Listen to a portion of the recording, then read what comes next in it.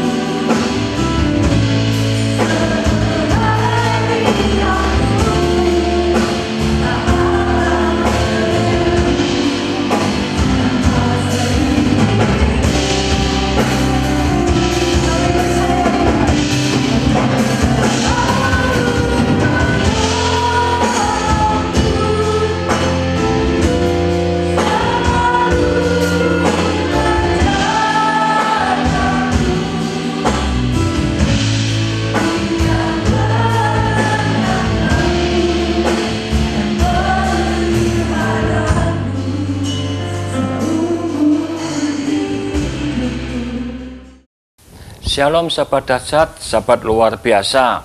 Puji nama Tuhan kalau kita bisa berjumpa kembali.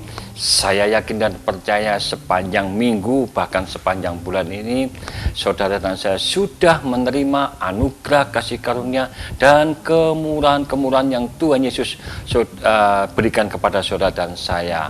Pada saat ini marilah kita bersama-sama kembali ya, sepanjang minggu kita sudah beraktivitas kegiatan duniawi. Biarlah hari Minggu ini saudara kita ada waktu sedikit, kita bersama-sama belajar akan firman Tuhan, sekaligus kita belajar mau melakukan sebagian daripada kebenaran firman Tuhan.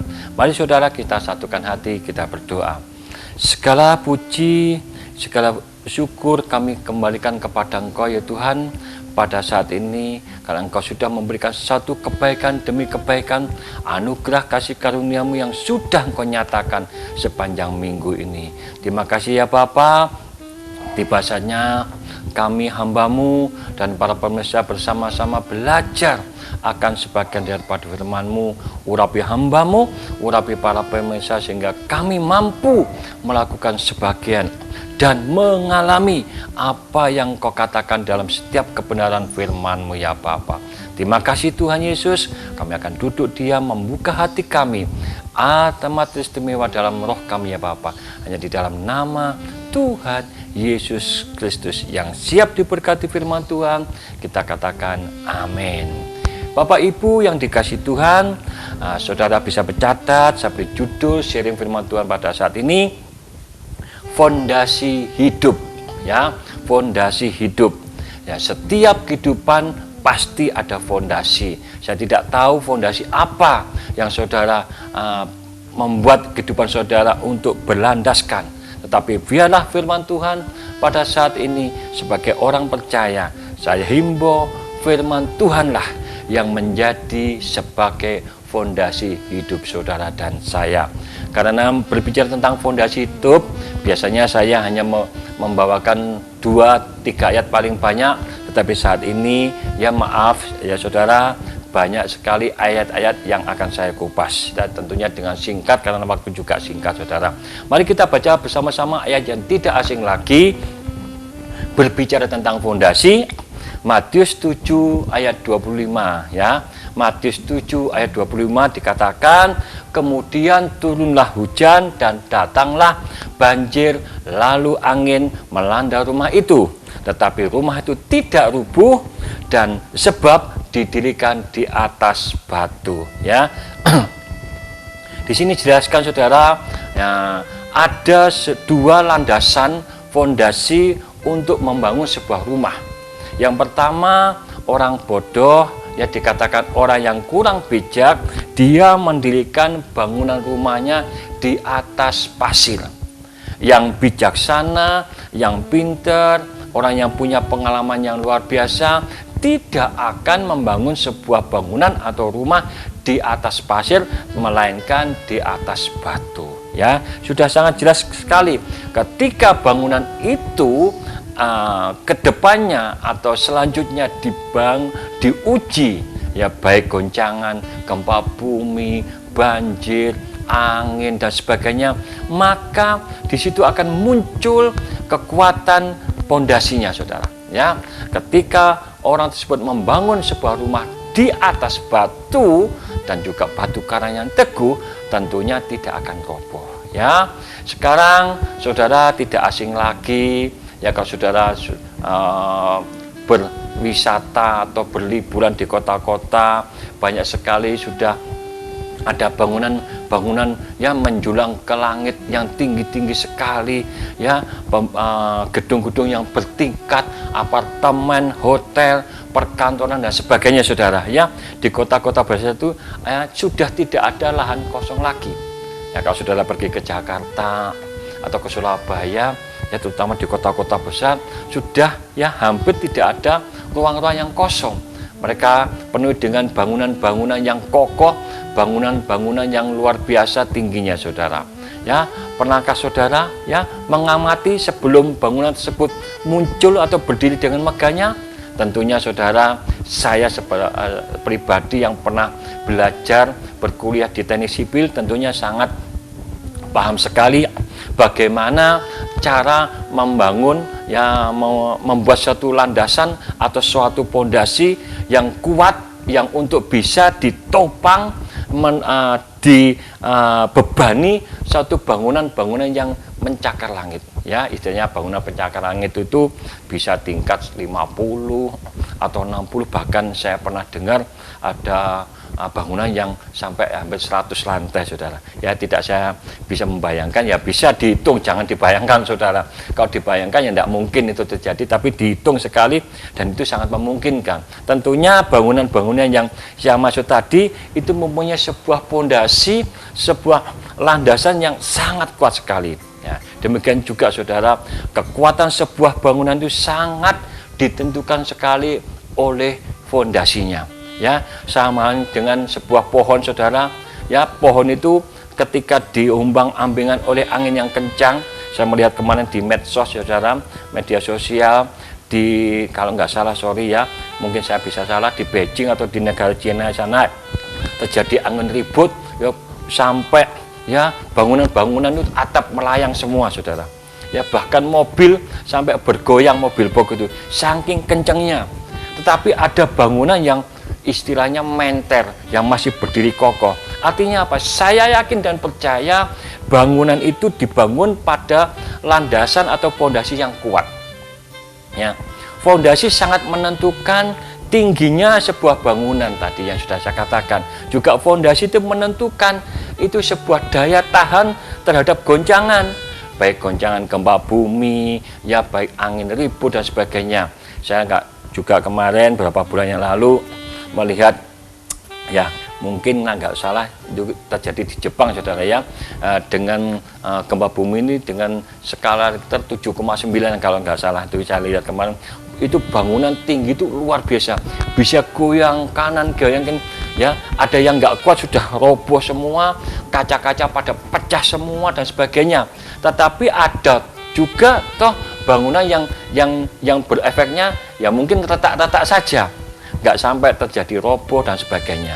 Demikian juga, saudara-saudara, Bapak Ibu yang dikasihi Tuhan, kita sebagai orang-orang percaya, kualitas hidup seseorang itu sangat ditentukan oleh fondasi imannya.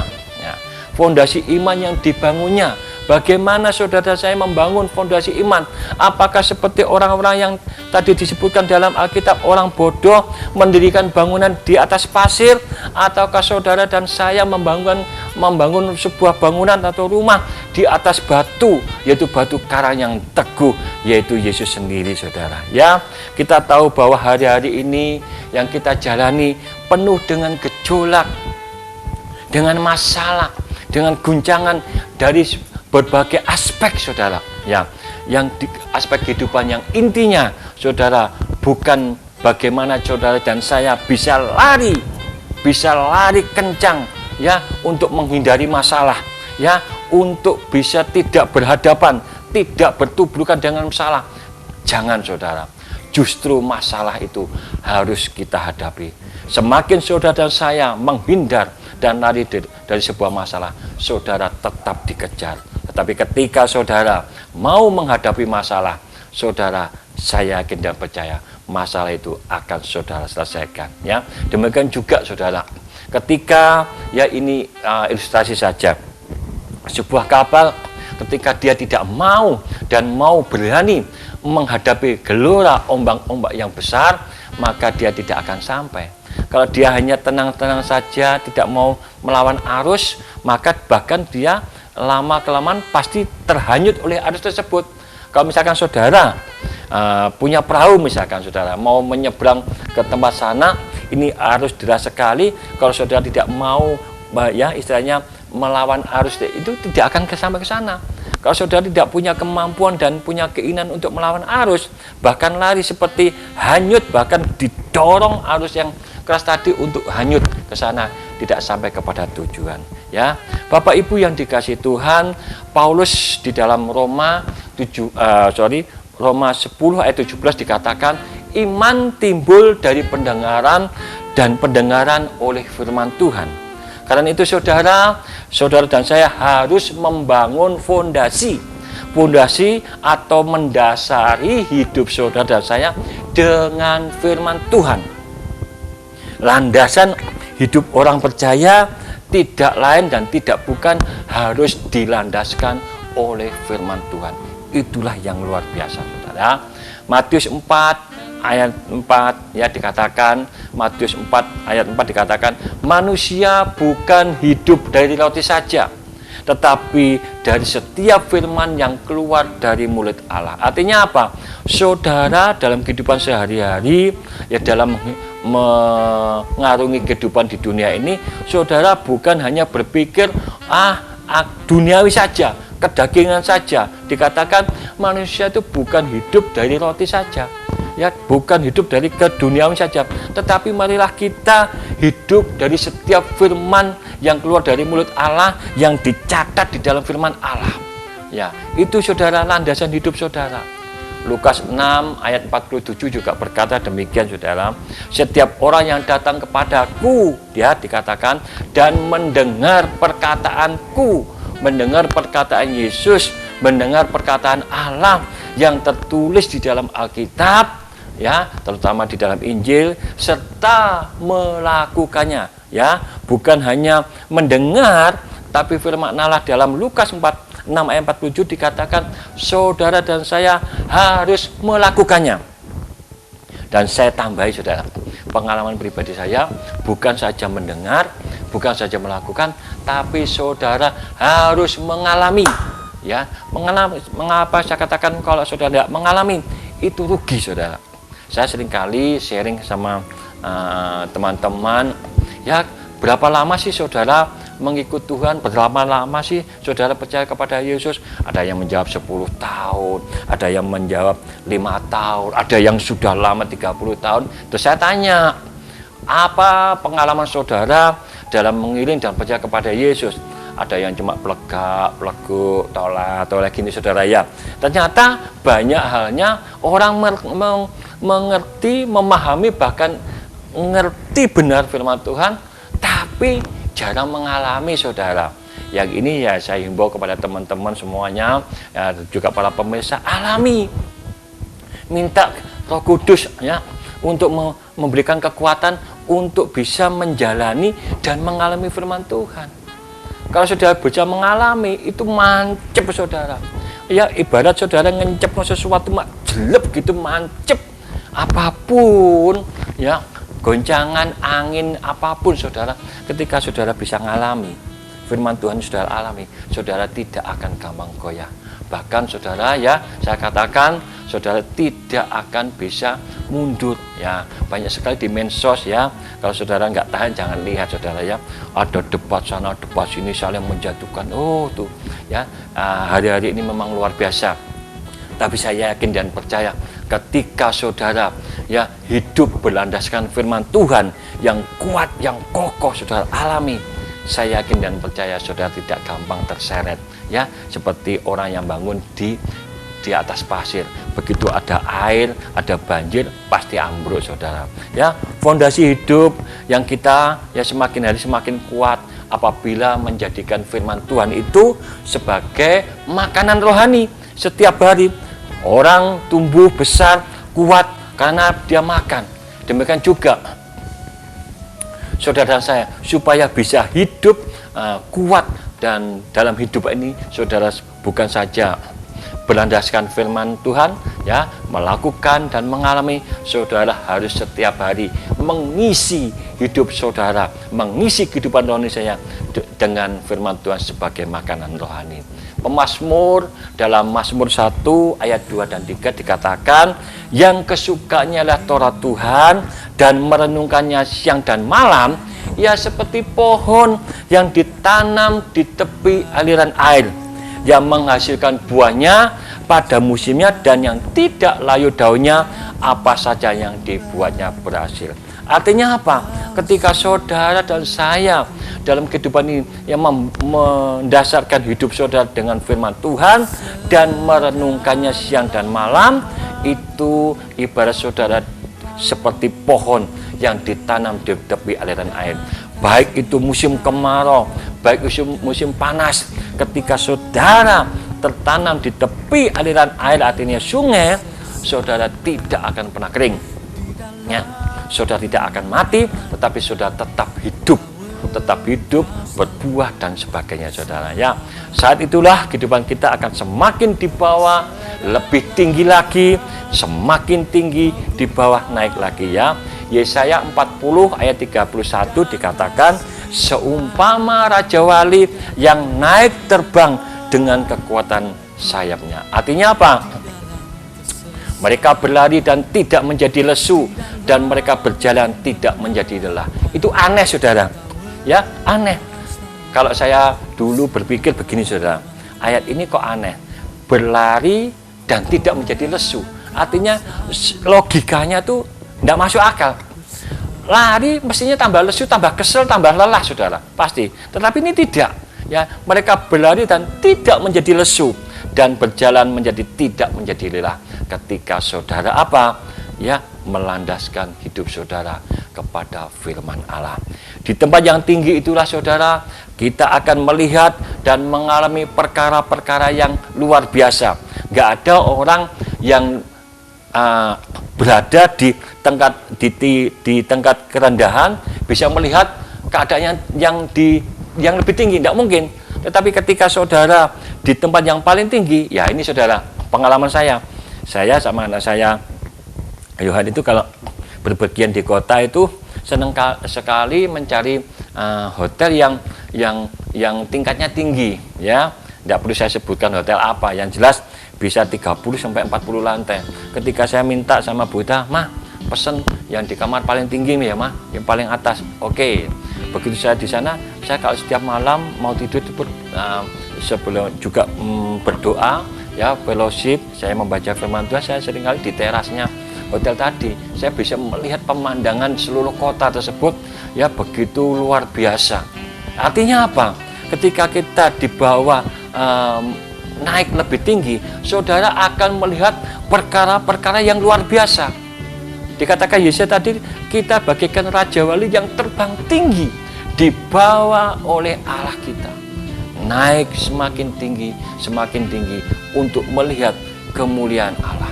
Dinyatakan mujizat demi mujizat ya. Jika kita mendasari hidup kita dengan firman Tuhan, maka daya tahan kita pun ya terhadap goncangan akan semakin kuat. Ya, kita bagaikan ditancapkan fondasi ya. Ya, kalau bangunan yang tinggi-tinggi, fondasinya bukan hanya cuma ecek-ecek, saudara. Dia akan dipaku, tang itu berapa dalamnya, mungkin bisa ratusan meter. Ini pancang-pancang yang 12 meter itu ditancapkan terus, saudara, sampai titik yang maksimal berhenti. Itulah kekuatan yang luar biasa. Bapak Ibu yang dikasih Tuhan, saya tidak tahu ya apa keadaan saudara. Tetapi firman Tuhan pada saat ini sudah mengingatkan kepada kita.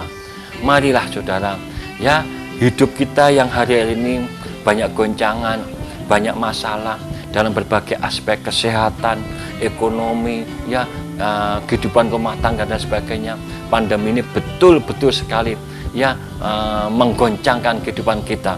Tetapi biarlah firman Tuhan pada saat ini mengingatkan kita tidak sendirian.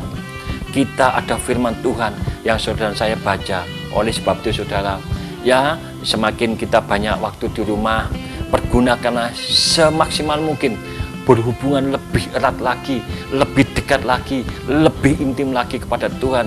Membaca firman Tuhan bukan hanya sekedar membaca, tetapi direnungkan, dipelajari, dimengerti. Bahkan kalau lebih hebatnya saudara bisa alami, bisa menjalankan dan alami, itu luar biasa saudara.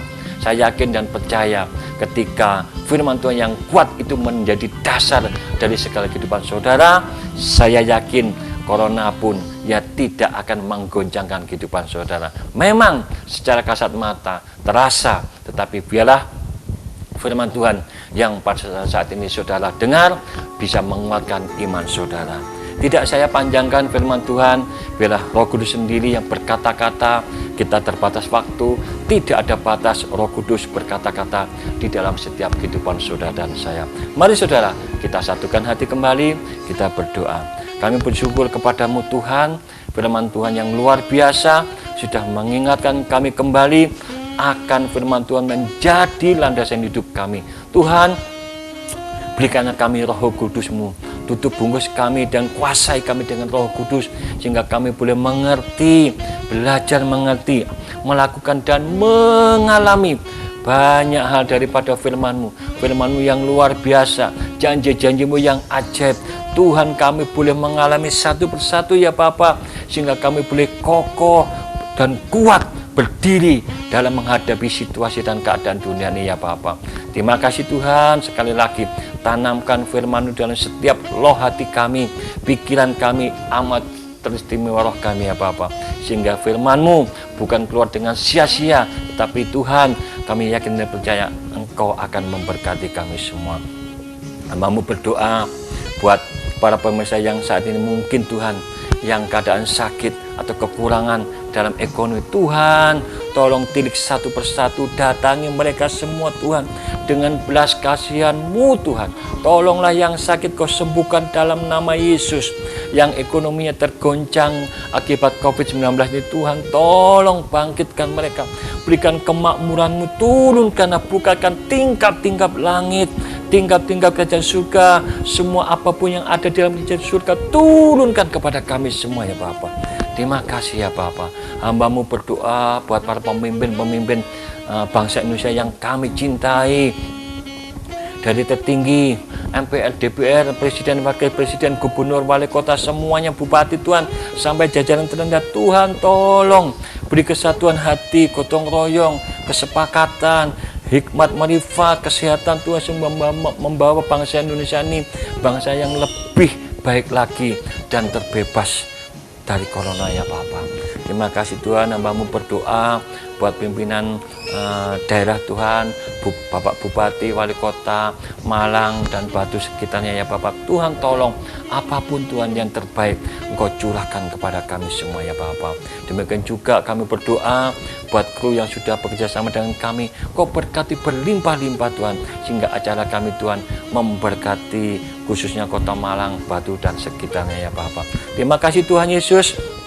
Akhirnya turunkanlah berkat anugerah kasih anugerah yang luar biasa daripada Allah Bapa, kasih sayang dan perbuatan ajaib daripada Yesus Kristus, persekutuan dan penyertaan Kau menyertai kehidupan kami mulai saat ini sampai selama-lamanya, di dalam nama Tuhan Yesus Kristus yang sudah diberkati firman Tuhan. Kita yakin dan percaya, kita katakan amin. Sampai jumpa saudara di minggu berikutnya dalam acara televisi kesayangan Anda. Tuhan Yesus memberkati. Beri sorak-sorai yang meriah buat Tuhan.